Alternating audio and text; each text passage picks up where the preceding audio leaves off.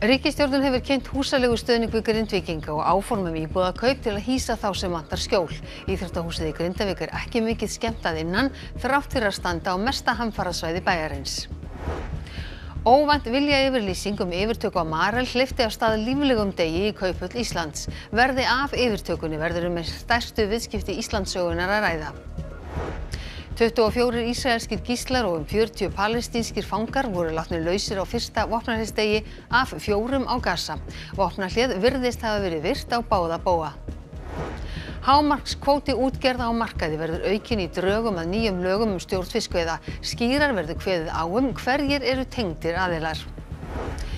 Landsmenn flykktust í verslanir í dag á svörtum föstudegi. Sífellt fleiri fyrirtæki taka þátt og víða myndaðist örtröð.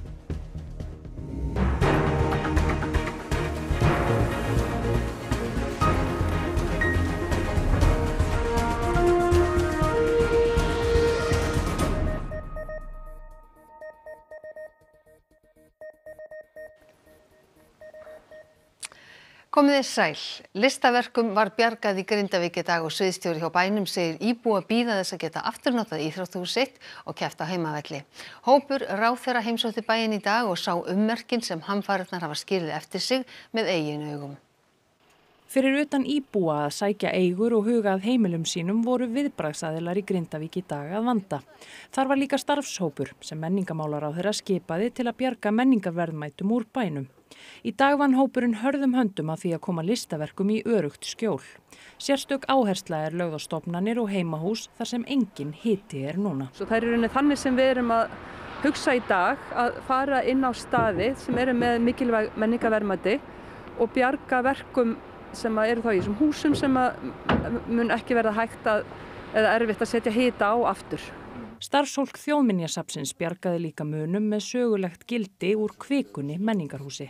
Munir sem tengjast til dæmis Guðbergi Bergssyni sem nú er héðan og er nýlega látinn.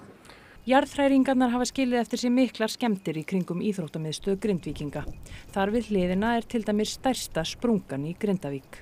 Það má sjá talsverð ummerki hér við íþróttamiðstöðin í Grindavík. Hér átti til dæmis að vera hægt að ganga beint út á stétt og það var hjólastólafært.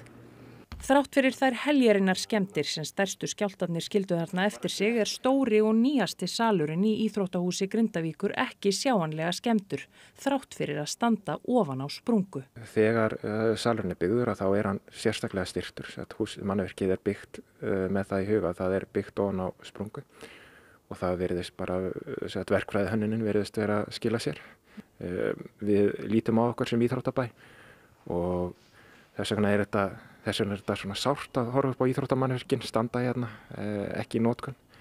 En á sama skapi þá er gott að sjá að þau virðast vera í þetta góðu ásigkomulagi.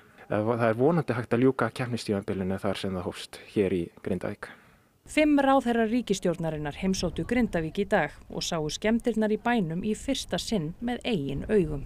Það sem er svona kannski slær mann mest við að fara hér bæinn er að sjá í raun og veru hvernig öll jörðin hefur gengið til. Við erum að sjá jarðsig undir húsum þannig að það má segja að allur bærinn er snortinn af því sem hefur gengið hér á í jörðinni.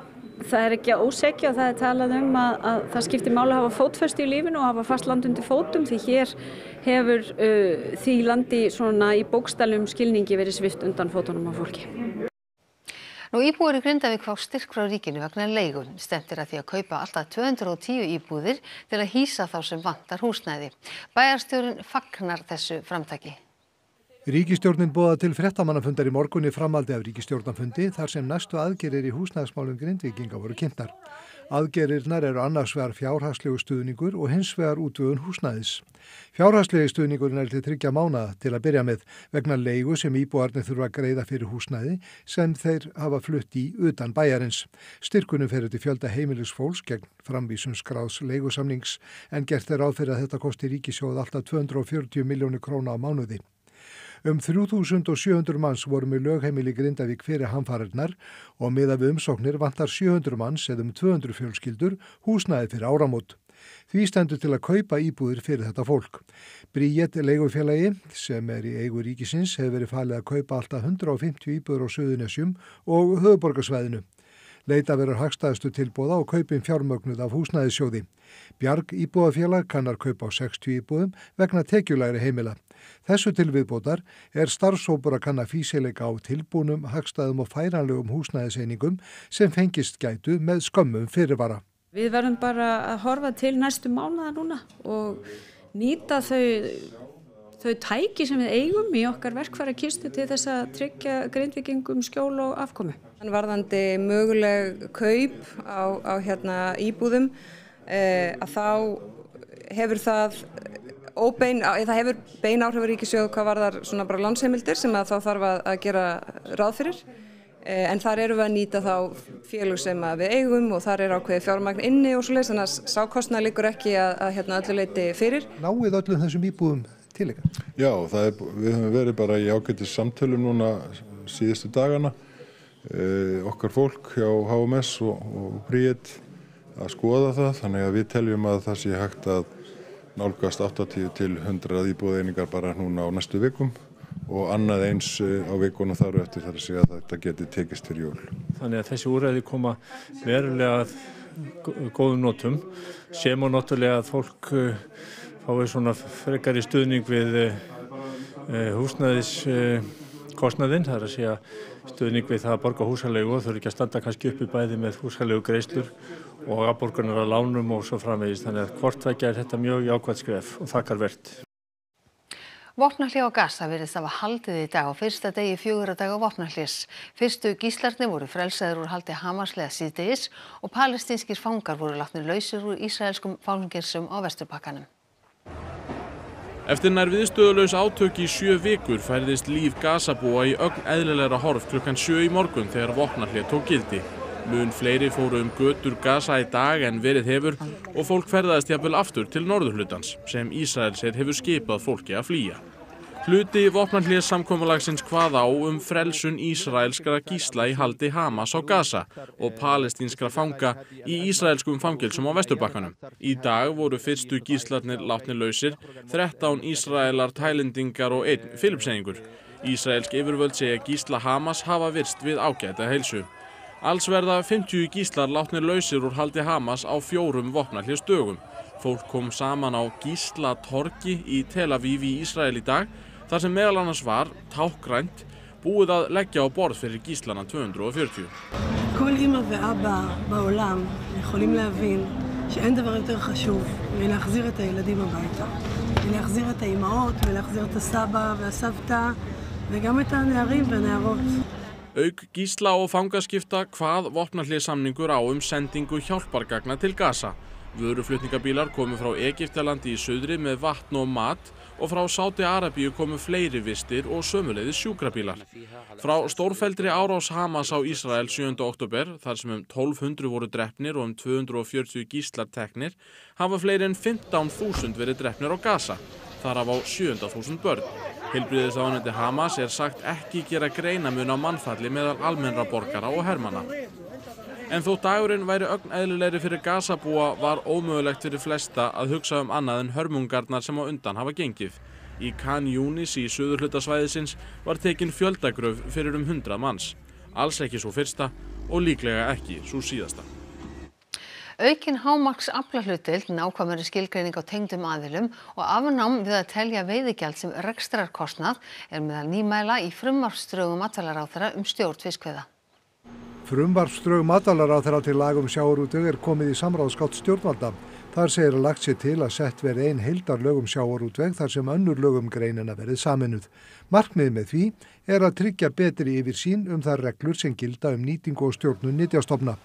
Einnig segir að helstu nýmæli frumvarpsins byggja á tillögum starfshópa auðlindarinnar okkar, þar sem lögð áhersla á umhverfisþátt sjálfbærrar þróunar og að nýtingin taki mið af vistkerfis og varúðarnálgun. Meðal breytinga má nefna fiskveiðiárið verði almanaksárið en byrji ekki 1. september. Hámarks aflahlutdeild hækki í 15%, skilgreining á tengdum aðilum nái til fjölskyldutengsla, maka, sambúðarfólks, skildmenna í beina legg og fyrsta legg til hliðar. byggðakvóti verði lagður af og innviðastuðningu til sjávarbyggða komi í staðinn. Veiðigjald á uppsjávarfiski hækki úr 33% í 45% en á móti fellur 10% álag niður. Þá verði óheimilt að skilgreina veiðigjald sem rekstrakostnað sem draga megi frá tekjum og stærri útgerðir verða að upplýsa reglulegum eignarhald og eignartengsl svo fátt eitt sé nefnt. Stefnt að því að frumvarpið tæki gildi 1. september 2025. Frestur til að skila umsögn frumvarpið til 22. desember. Svandís Svavarsdóttir matvælaráðherra, þetta stóra frumvarpið sjávarútveginn sem búið að bíða eftir. Hverjar að þínum mati svona mikilvægustu breytingarnar? Sko þetta náttúrulega gríðarlega yfirgripsmikið frumvarp og við erum núna að sjá afrakstur 18 mánaða vinnu og þarna mjög margt undir. Það sem eru kannski stærstu tíðindin í þessu frumvarpi stór aukin áhersla á gagnsæi en við sáum það í umfjöllun sem við kölluðum eftir hjá Félagsvísindastofnun þar sem var gerð stór skoðanakönnun á afstöðu þjóðarinnar að gagnsæi það sem að fólk kallar mest eftir og við leggjum mikla áherslu á það, svo auðvitað umhverfismál, byggðakerfin og margt fleira. Ég hugsa að það séu allt í allt 50 eða 70 atriði í þessu stóra frumvarpi. Það fjallaði úthlutun og eignarhald sem búið að vera að rífast náttúrulega árum saman. Á að sætta þessi sjónarmið í þessu frumvarpi? Já, við erum að freista þess að reyna að ná jafnvægi í þessi kerfi og það auðvitað eftir mjög miklu að slægjast að reyna að ná einhvers konar svona sameiginlegum tóni eða einhverjum grunni sem að kallar á forsendur fyrir meiri sátt en greinin sjálf verður þá líka að stíga fram og taka þátt í þeirri uppbyggingu. En hvaða viðbrögðum máttu vona á að gera ráð fyrir frá útgerðinni? Ég gerir ráð fyrir að allir hafi skoðanir og ég gerir ráð fyrir að allir fari núna heim til sín að finna út hvernig kemur þetta niður á mér og minni útgerði eða minni vinnslu og svo framvegis. Það ekki markmiðið með þessu frumvarpið að skapa sátt við einstaka aðila í greininni, heldur frekar að reyna að skapa þessa breiðu samstöðu í samfélaginu. Þannig að en ég hef trú á því þegar til lengri tími liðti að það skipti máli fyrir greinina að það sé meira jafnvægi í umræðunni og meiri sátt þetta í samfélaginu. En stjórnarflokkarnir sjálfir, stjórnarflokkarnir 3, hvernig heldur það að gangi að fara með þetta frumvarp þar í gegn? Já, nú á það bara eftir að koma í ljós. Nú erum við að fara í samráðsferlið og núna í raun og veru fór frumvarpið á opna samráðsgátt í dag. Og þá getur þjóðin bara farið inn á samráðsgáttina núna helgina En stjórnarflokkarnir? Stjórnarflokkarnir munu örugglega hafa skoðanir á þessu en þetta í raun og veru ekki komið þangað að við séum að fara með þetta í gegnum ríkisstjórn. Það mitt markmið að gera það í janúar eða febrúar og ennþá höfum við haldið tímaplani í þessu stóra verkefni. Þetta stærsta frumvarp sinna tegundar, stórt víðfemt frumvarp sjávarútveg og það verður spennandi að sjá hvernig því vindur fram. Svandís Svavarsdóttir, takk kærlega fyrir að koma hingað til okkar og útskýra þetta. Við snúum okkur þá að öðru. Bandarískt fyrirtæki lagði í nótt fram viljayfirlýsingu að yfirtaka Marel. Það hleypti af stað líflegum degi á íslenskum hlutabréfamarkaði. Marel rauk upp í virði 20% eftir að hafa verið í veikri stöðu mánuðum saman. Marel hefur lýst sem óskabarni þjóðarinnar á íslenskum viðskiptamarkaði. Virði fyrirtækisins hefur verið gríðarlegt en eftir heimsfaraldurinn hefur verðmætið dalað. Undir það síðasta fór fyrirtæki niður 60% á hlutabréfamarkaði. Í nótt birtist viljayfirlýsing bandaríska fyrirtækisins John Bean Technologies Corporation eða JBT í Chicago. Þar kom fram óskuldbindandi viljayfirlýsing möguleg kaup á öllum hlutabréfum í Marel. Tilboðið háð samþykki eftirlitsaðila, hluthafa JBT og 90% hluthafa Marels. Það kemur jafnfram fram að hluthafar í Marel muni eigum 36% af hlutum í JBT verði af viðskiptunum. Og þá tóku hlutabréfamarkaðirnir við sér. Hlutabréfavirði Marels rauk upp úr 350 krónum upp í 450, það 30% hækkun. Kauphöll Íslands og svo hollenska stöðvuðu viðskiptin tímabundið, einungis til að hleypa þeim af stað á ný. Það var því engin svartur föstudagur í Kauphöll Íslands í dag eins og svo oft áður, heldur var hann ljósgrænn. Í tilkynningu á vef Kauphallarinnar segir að JBT sé reiðubúið að greiða 482 krónur á hlut eða 370 milljarða. Gangi þetta eftir það stærstu viðskipti Íslandssögunar. Tilboðið kemur í skugga veikra stöðu Marels á hlutabréfamarkaði. Fyrirtækin eru álíka stór og bæði sérhæfa sig í tæknilausnum fyrir matvælavinnslu. Þegar fyrirtæki eru veika þá náttúrulega bjóða þau frekar upp að. Og það náttúrulega orðið mjög skuldsett og margir vilja örugglega draga úr skuldsetningu sem svo sem spurningum hvernig þetta tilboð Fyrrverandi forstjóri Marels, Árni Oddur Þórðarsson, komst í fréttina fyrir skömmu þegar Arion banki gerði óvænt veðkall í bréfi Árna Odds í Marel. Það var til þess að hann óskaði eftir greiðsluskjóli á Héraðsdómi Reykjavíkur og fékk. Þá vék hann úr starfi forstjóra og Árni Sigurðsson tók við. Það veikti stöðu fyrirtækisins en frekar. Einhver tengsl þarna á milli? Einhver svona, hvað segir það okkur þessa stöðu? Það bara eiginlega ómögulegt að segja hvort það sé einhver tengsl þarna á milli eða ekki. 4 eru í haldi lögreglu í tengslu við hnífaárás í Grafarholti í morgun. Ekki búið að ákveða hvort farið verði fram á gæsluvarðhaldi yfir þeim. Hnífstungana í Grafarholti enn ein árásin sem lögreglan telur að séu angi af útinstöðum manna sem tilheyra sikkorum hópnum. Fyrir 3 vikum var skotárás í Úlfarsárdal. Einn særðist en skot hljópinu glugga hjá fjölskyldu sem var alls ótengt málinu. Í gær var karlmaður stunginn ítrekað á Litlahrauni og liggur hann alvarlega slasaður á sjúkrahúsi en er ekki í lífshættu. Sá sem var stunginn í Grafarholti ekki alvarlega særður. Lögreglu grunar að árásirnar séu tengdar en vill ekki fullyrða það. Lögregla hefur verið með aukinn viðbúnað síðan skotarásin í Úlfarsárdal var framin og samkvæmt heimildum fréttastofu vakt á Landspítalanum eftir hnífstunguna á Litlahrauni í gær. Það hefur verið okkar stefna að fara ekki út í það sérstaklega hver hann er. En við erum aukinn viðbúnað og erum viðbúnað því að það sé áfram erjur á milli þessara hópa sem við töluðum strax í upphafi að það væru erjur á milli einstaklinga í hópum sem við hefðum áhyggjur af að væru svona að vaxa. Lögregla hefur ekki viljað tala átök milli glæpagengja í samhengi við þessi átök.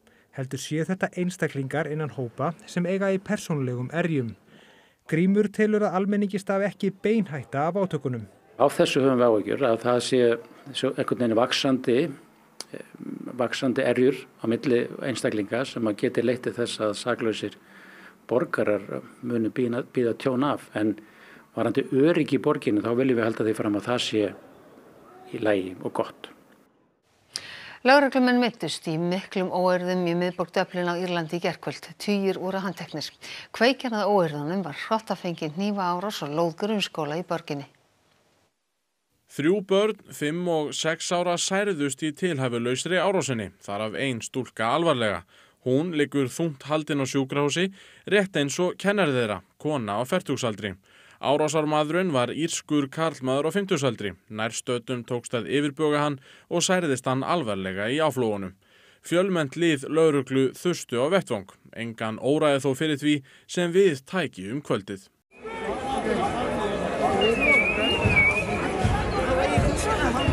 Fjöldi óeirðarseggja hóf miklar óspektir á vettvangi og þegar leið á kvöldið færðist ofbeldið í aukana. Orðrómur hafði farið á kreik þjóðerni árásamannsins.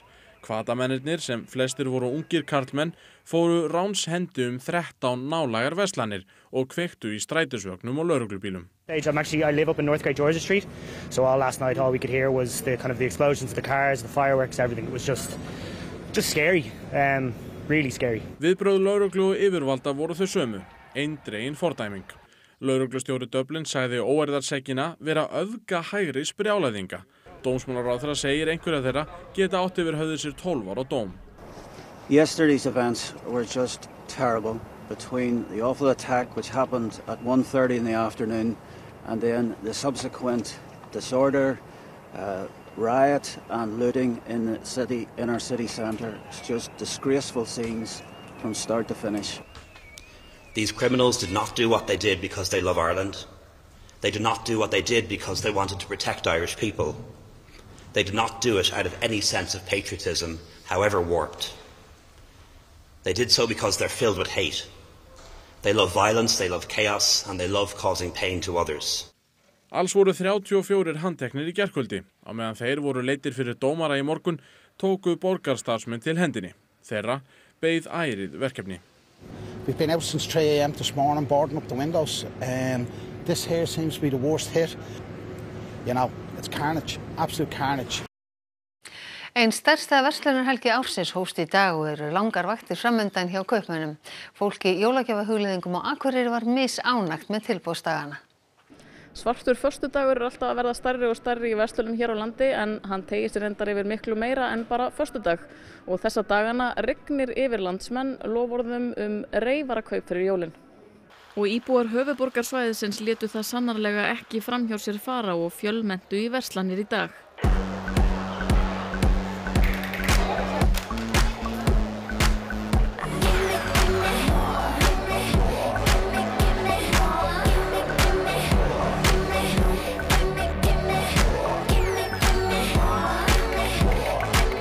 Akureyri var ösin ekki jafn mikil en þó voru einhverjir á höttunum eftir jólagjöfum á Glerártorgi. Eruð þið mikið að nýta ykkur þessa tilboðsdaga sem eru núna? Ekki ennþá, en kannski verður það. Mér finnst bara að vörurnar eigi að vera á því verði sem hægt að selja þær og hætta þessum afsláttum hér og þar og alls staðar. Í búðinni Kids Cool Shop voru óvenju margir á vaktinni og verslunarstjóri áttu von á góðum söludegi. Og eru þetta orðnir svona stærstu dagarnir fyrir jólin eða fólk ennþá á hlaupum þarna rétt fyrir? Það alltaf einhverjir sem eru á síðustu stundu en þetta svona partur af jólaausinni. Kaupmenn segjast svo margir finna fyrir því að fólk versli meira á netinu sem á móti minnki sumstaðar erilinn í verslunum. Ertu að nýta þér þessa tilboðsdaga? Svona stundum kaup ég eitthvað smávegis en ég tel mig nú vera tiltölulega skynsama og ekki að eyða eitthvað svaka miklu. Þetta ekki að kaupa þér eitthvað óþarfa? Já, það var náttúrulega sem alltaf að deila hvað er þarfi og hvað er óþarfi. Ertu að gera eitthvað góð kaup í dag? Ég veit það ekki. Ég ætla ekki að segja það. Sumstaðar sér maður verð sem var og svo nýtt verð en það er ekki alls staðar. Er ekkert ruglandi orðið, nú er þetta svo margir dagar, hvenær maður gerir bestu kaupin? Nei, ég held að það sé ekki fyrir mig. Ég er ekkert að láta þetta rugla mig. Og þá ætlum við að líta til veðurs. Í nótt og á morgun þá verður suðlæg átt á landinu og það hlýnar heldur. Á morgun er útlit fyrir fremur hægan vind, skýjað eða skýjað með köflum og yfirleitt þurrt. En sums staðar smá væta norðan og vestan til, einkum á annesjum fyrir hluta dagsins. Hitinn verður 2 til 7 stig að deginum. En Kristín Hermannsdóttir veðurfræðingur, hún fer nánar yfir veðrið næstu daga að loknum íþróttafréttum sem Helga Margrét Höskuldsdóttir sér í kvöld. David Okeke, leikmaður karlaliðs Hauka í körfubolta, hneig niður í leikliðsins í úrvalsdeild karla í gærkvöld. Gangráður hans kom honum fljótt til meðvitundar. Haraldur Franklín Magnús, atvinnukylfingur, komst í gegnum niðurskurða ástralska PGA meistaramótinu í golfi í nótt, en mótið er hluti af Evrópumótaröðinni. Við höldum áfram að kynnast leikmönnum íslenska kvennalandsliðsins í handbolta, en undirbúningur liðsins fyrir heimsmeistaramótið sem hefst í næstu viku er í fullum gangi. Díana Dögg Magnúsdóttir hefur í nógu að snúast, en auk þess að spila handbolta í Þýskalandi er hún meistaranemi í flugvéla- og eldflaugaverkfræði. Ekki missa af íþróttum hér eftir fréttir. Og við ætlum að rifja upp helstu atriði fréttatímans áður við kveðjum ykkur. Ríkisstjórnin hefur kynnt húsaleigustuðning við Grindvíkinga og áformum íbúðakaup til að hýsa þá sem vantar skjól. Íþróttahúsið í Grindavík er ekki mikið skemmtað innan þrátt fyrir að standa á mesta hamfarasvæði bæjarins. Óvænt viljayfirlýsingum með yfirtöku á Marel hleypti af stað líflegum degi í Kauphöll Íslands. Verði af yfirtökunum verður ein stærstu viðskipti Íslandssögunnar að ræða. 24 ísraelskir gíslar og 40 palestínskir fangar voru látnir lausir á fyrsta vopnahlésdegi af 4 á Gaza. Vopnahléð virðist hafa verið virt á báða bóga. Hámarkskvóti útgerða á markaði verður aukinn í drögum að nýjum lögum stjórn fiskveiða. Skýrar verður kveðið á hverjir eru tengdir aðilar. Landsmenn flykktust í verslanir í dag á svörtum föstudegi. Sífellt fleiri fyrirtæki taka þátt og víða myndaðist örtröð. Þessum fréttatíma er að ljúka og það er komið að íþróttum og veðri. Næstu fréttir verði í útvarpinu klukkan 10 í kvöld og á rúv.is. Má nálgast allar nýjustu fréttir á íslensku, ensku og pólsku. En við ætlum að segja þetta gott að sinni leið og við þökkum ykkur samfélgin í dag. Vonum að það hafi það sem best helgina. Verið þið sæl.